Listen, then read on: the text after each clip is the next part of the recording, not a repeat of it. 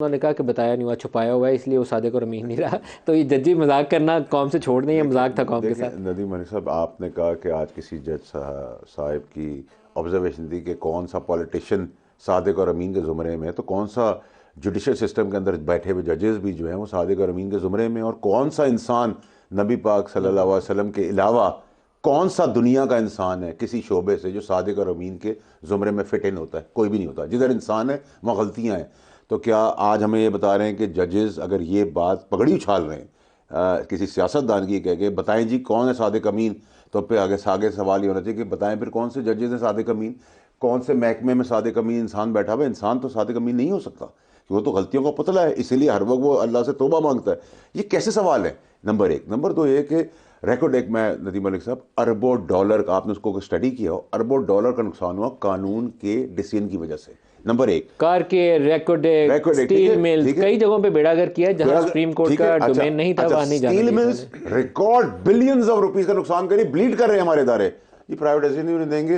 Human rights का मसला है भाई, ह्यूमन राइट्स का मसला है। जब फौज पे तबाही और क़यामत और बुलडोज करके उड़ा दिया गया था उनको, तो उस वक्त आपको नहीं ह्यूमन राइट्स नजर आए? जब रोडों पे लोगों को गोलियां मारी गई उस वक्त ह्यूमन राइट नजर नहीं आए? केसेस को मिक्स कर नहीं नहीं नहीं नहीं, आप उस बच्ची को जिसको तशद्दुद करके रेप करके वीडियो में मार दिया गया, उधर ह्यूमन राइट्स नहीं आपको नजर आए? जज की बीवी ने सर खोल दिया बच्ची का, उस टांगे तोड़कर उसको सड़क पे फेंक दिया, उधर ह्यूमन राइट्स नजर नहीं आए?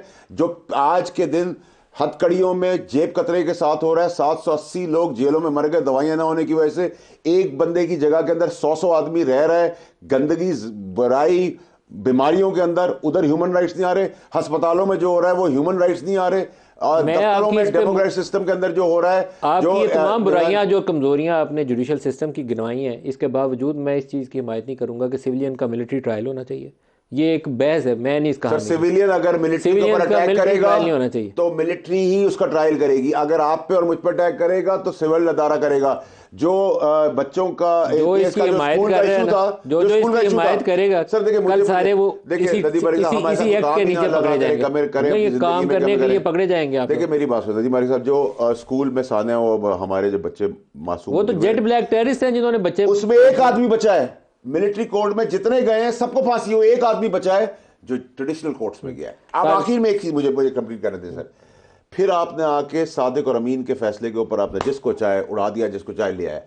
अगर आपने कानून का फैसला आज 2023 में आज की तारीख में एक कर दिया है, 5 ने किया, 7 ने किया, 1 ने किया, सारी जिंदगी उसकी इंप्लीमेंटेशन होनी चाहिए। ये नहीं हो सकता कि उसका डबल है फिर रिवर्स कर दे, उसको अंदर कर दे, उसको बाहर कर दे। जो नवाज शरीफ साहब को ओवर द काउंटर पैसे ना लेने पे नाअहल किया या ऐसा काम में पे नाअहल किया, जरदारी साहब को 14 साल जेलों में रखा, भुट्टो को फांसी दे दी, इमरान खान को इधर छोड़ दिया, उधर निकाल दिया, भुट्टो की फांसी वाला केस भी लगना उस पर। लेकिन एक चीज जो भुट्टो वापस लाएंगे आप, जस्टिस फायद ईसा ने शायद कही थी कि वो जज जिनकी तस्वीरें यहाँ लगी हुई है सारी यहाँ लगनी चाहिए। तो मेरे ख्याल में ये जो इनकन्सिस्टेंसीज है ना सुप्रीम कोर्ट के फैसलों के अंदर, जिन्होंने पाकिस्तान की तबाही की, जैसे रेकोडिक का मामला, उसने पाकिस्तान की तबाही की, उसने कोई भला नहीं किया पाकिस्तान का। जाली डिग्रियों के ऊपर बाज़ों को छोड़ दिया, बाज़ों की ताहियात नाअहली कर दी है। एक शख्स का किसी मस्जिद के साथ जॉइंट अकाउंट था, उसको भी नाअहल कर दिया।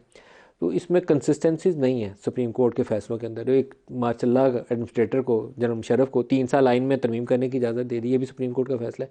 सुप्रीम कोर्ट उनकी तस्वीरें उतरवा दे और कुछ भी ना करे, तो मैं कहता हूँ बड़ी कौम की खिदमत होगी, ताकि आइंदा से कोई साकिब निसार साहब, बंदयाल साहब जब इस तरह के फैसले करें, 63A जैसे मामले उनके सामने आएँ या सादिक और अमीन के फैसले आएँ, तो वो सोच के करें कि मेरी भी तस्वीर उतर जाएगी।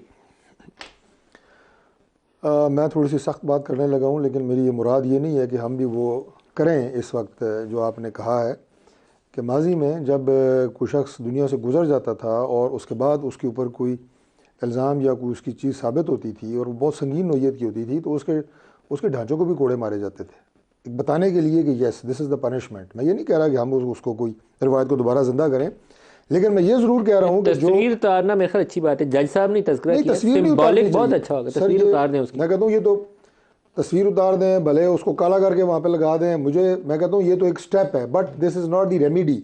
रेमेडी क्या है जो अभी इन्होंने बात की है, चंद केसेस जो आपने, शायद ये बड़ी लंबी फहरिस्त है कि जुल्फ़िकार अली भुट्टो साहब का आपने कहा कि अभी केस दोबारा खुलने लगा है। अगर ये फैसला आज सुप्रीम कोर्ट देती है वो फैसला गलत था, तो बिल्कुल ये ठीक कह रहे हैं कि भुट्टो साहब को दोबारा जिंदा किया जा सकता है, और अगर नहीं किया जा सकता तो जिसने उन्हें गलत सजा दे के फांसी लगाया है उसकी क्या सिर्फ तस्वीर उतारनी चाहिए?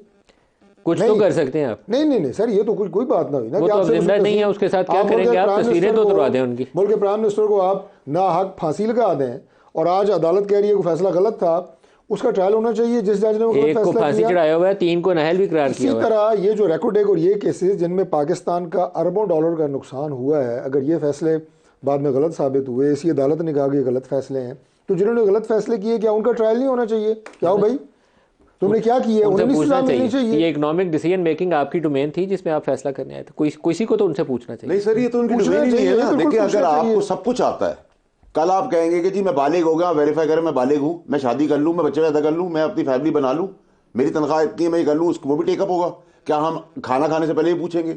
हम किसके आगे खड़े हो रहे हैं भाई? हम इंसानों के बीच में रहते हैं, सोसाइटी में रहते हैं, हमारी एक कल्चरल सोसाइटी है, उसको ग्रो कर। हर चीज़ में आपकी इंटरफेरेंस है, हर काम। मैं गवर्नमेंट में था, हर काम के अंदर इंटरफेरेंस थी। आपका काम भी मैं जानता हूं, इनका काम भी मैं जानता हूं, उनका भी जानता हूं, फलाने का भी जानता हूं, सबका जानता हूं कि इसका तरीका ये है। आप अपना काम नहीं जानते, बाकी सबका काम जानते हैं। भाई आप काम संभाल लें, ये ले मुल्क चलाएं, प्राइम मिनिस्टर और प्रेसिडेंट हाउस में लगाएं अदालती निशान, सिंबॉलिक ले लें। अगर हमारे मेरे मुल्क की किस्मत सब आपको सब पता होने का ठीक कर सकते हैं तो करें भाई। अरे इफ्तिखार चौधरी साहब ने यूसुफ रज़ा गिलानी के दौर में जिस तरीके से सुप्रीम कोर्ट चलाई थी पीपल्स पार्टी के दौर में, वो गवर्नमेंट के जो एग्जीक्यूटिव रोल्स थे वो ज़्यादा इफ्तिखार चौधरी साहब एक्सरसाइज मैं यही तो आपसे कह रहा हूँ सर, किस साकिब राइट निसार साहब ने यही काम नून लीग के दौर में ले लिया था।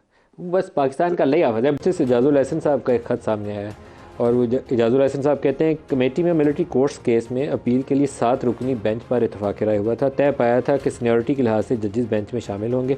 पिक एंड चूज़ के तासर को ज़ायल करने के लिए सीनियर जजेस पर मुश्तमिल बेंच तश्कील दिया जाए। मेरे दस्तखत के बगैर मीटिंग मिनट्स वेबसाइट पर जारी कर दिए गए। कमेटी में जो कुछ हुआ मीटिंग मिनट्स में नज़र नहीं आया, मुझे मुकम्मल अंधेरे में रखा गया।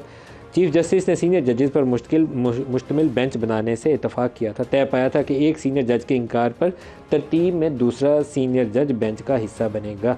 और ये वो सवाल है फैसल वाडा साहब, जहाँ के सिविलियंस के मिलिट्री कोर्ट्स के अंदर जो ट्रायल है ना, उसके ऊपर असूल और होना चाहिए, जो दहशतगर्द हैं उसके ऊपर असूल और होना चाहिए। सारों को एक ही लाठी से आपको नहीं हाँकना चाहिए।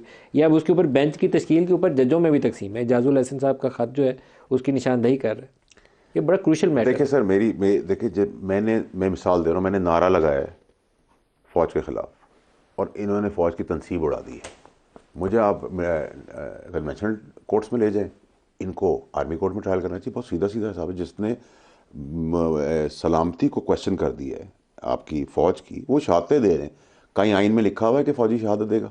अरे भाई, ये कौन कहता है कि वो सही काम है, गलत काम है? लेकिन आगे जो उसके सजा का तरीका कार है वो ग्राउंड रूल्स के मुताबिक मेरा होना नदीम चाहिए। मलिक साहब आपसे सवाल है, आज मैं आपको गुस्ताखी करूंगा कि सर मुझे बताएं, भुट्टो साहब को गलत फांसी दी, उस फांसी के बाद आज कई उनका 3 नस्लों ने भी सियासत कर ली, आज आप कहते हैं वो गलत फैसला था, तो भुट्टो साहब को अब जिंदा कैसे करेंगे? और इसी तरीके जितने लोगों को आपने फांसी की सजा दी है, उनमें से अगर जिनमें गलती है उनको जिंदा कैसे करेंगे? तो ये कब तक होगा कि आपसे गलती होगी? आपकी गलती की सजा कब मुतय्यन होगी? नंबर 1।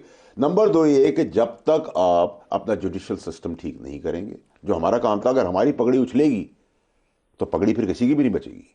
ये नहीं हो सकता नदीम मलिक साहब, ये बेहयाई बेशर्मी तमाम सियासतदानों के लिए कि आज उन पर सवाल उठा है कि आप में कोई सादिक अमीन है। तो किसी की जुर्रत ये नहीं थी कि कहे कि आप में से कोई सादिक और अमीन है, आप में से कोई सादिक अमीन में सादिक अमीन तो अगर मेरा दादा है तो मैं उसको भी नहीं कह सकता कि वो सादिक अमीन है, क्योंकि वो इंसान है। उसने भी अपनी जवानी में, उन्होंने भी कहीं जवानी में गलती की होगी, अल्लाह मुझे नसीब करे, ठीक है। इंसान गलतियों का पुतला है। अब आप मुझे बताएं, जिन जजों के बेटों ने अरबों रुपए कमाए हैं और कोर्टों के फैसलों की लेन देन की है, उनकी ऑडियोज और वीडियोज आई है, उनकी सजाएं कब मुतय्यन होंगी और उनका ट्रायल कब होगा? इफ्तिखार चौधरी साहब के ज़माने से लेकर आज तक, इफ्तिखार चौधरी के ज़माने से लेकर आज तक उनके बेटों की तफसीलात जो थी, रियाज मलिक ने सबसे पहले प्रेस कॉन्फ्रेंस की। मेरे ऊपर इल्ज़ाम है एज अ जज, मिसाल दे रहा हूं कि मुझ पे झूठा या सच्चा, पैसे लेन देन का, हर चीज़ का मुझ पे इल्ज़ाम है। मैं बरी जिम्मा अभी तक नहीं हुआ हूं, मैं सच्चा हूं या मैं झूठा हूं, मैं नेक हूं या ईमानदार हूं। मेरे पास केस सच्चा बना है झूठा बना है, मैं दुनिया के फैसले कर रहा हूं। किस बेसिस के ऊपर? ट्रिब्यूनल्स आपने क्यों बनाई थी? जब सादिक और अमीन का फैसला इलेक्शन के अंदर मुर्दे का वोट डल के लोग जीत के हुकूमत से निकल जाते हैं, आप स्टे ऑर्डर पर लोगों को चला रहे होते हैं। तारिक साहब,